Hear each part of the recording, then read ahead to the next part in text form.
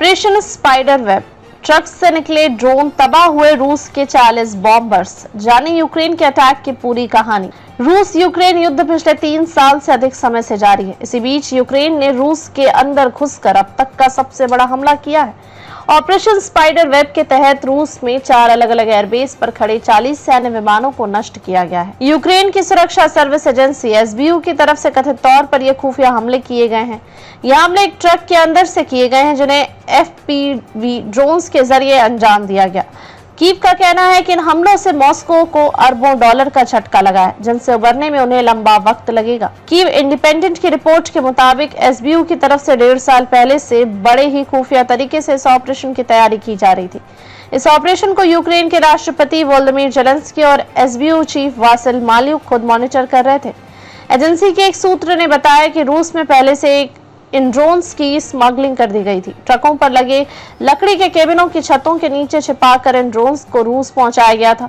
Drone हमले के वक्त ट्रक की छत को रिमोट के जरिए ओपन किया गया था और ड्रोन्स ने थोड़ी ही दूरी पर उड़कर रूस के विमानों को नष्ट कर दिया। यूक्रेन के अधिकारियों के मुताबिक इस हमले में रूस को $2 बिलियन से अधिक का नुकसान हुआ है। रिपोर्ट के मुताबिक रूस के सबसे हाईटेक TU-95, TU-22, M3 और A-50 जैसे बमवर्षक विमानों को टारगेट किया गया। कथित तौर पर इनमें निगरानी विमान भी शामिल है। यूक्रेन ने संडे को मरमंस्क, इर्कुत्स्क, इवानोवो, रियाजान और अमूर क्षेत्रों में रूस के 5 अन्य हवाई अड्डों पर एफपीवी ड्रोन के इस्तेमाल से हमले किए। रूसी रक्षा मंत्रालय ने कहा कि इवानोवो, रियाजान और अमूर क्षेत्रों में हमलों को विफल कर दिया गया। तास न्यूज एजेंसी ने रूसी रक्षा मंत्रालय के हवाले से लिखा कि शासन ने मरमंस्क, इर्कुत्स्क, इवानोवो, रियाजान और अमूर क्षेत्रों में हवाई अड्डों पर एफपीवी ड्रोन के इस्तेमाल से आतंकी हमला किया।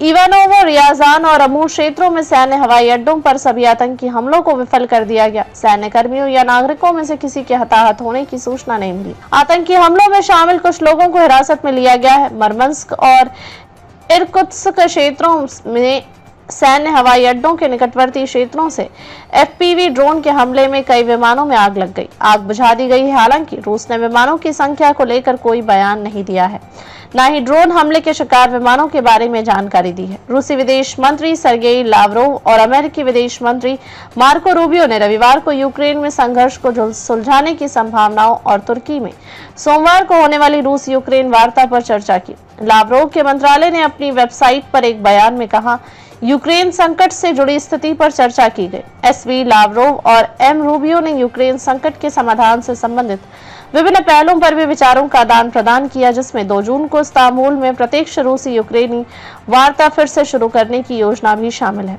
अमेरिकी विदेश विभाग ने उल्लेख किया कि यह कॉल रूस के अनुरोध पर थी। रूबियो ने स्थायी शांति प्राप्त करने के लिए रूस और यूक्रेन के बीच निरंतर प्रत्यक्ष वार्ता के लिए अमेरिकी राष्ट्रपति डोनाल्ड ट्रंप के आह्वान को दोहराया। मंत्रालय ने यह भी कहा कि बातचीत के दौरान रूबियो ने यूक्रेन की सीमा से लगे अलग-अलग रूसी क्षेत्रों में 2 पुलों के विस्फोट में हुई मौतों पर संवेदना व्यक्त की। रूसी पक्ष ने इस बात पर जोर दिया कि इस मामले की सक्षम निकाय गहन जांच करेंगे और परिणाम प्रकाशित किए जाएंगे। दोषी पक्षों की पहचान की जाएगी और निसंदेह उन्हें उचित सजा दी जाएगी। रूसी अधिकारियों ने कहा कि शनिवार को 2 पुलों को उड़ा दिए जाने से कम 7 लोग मारे गए और 69 घायल हो गए।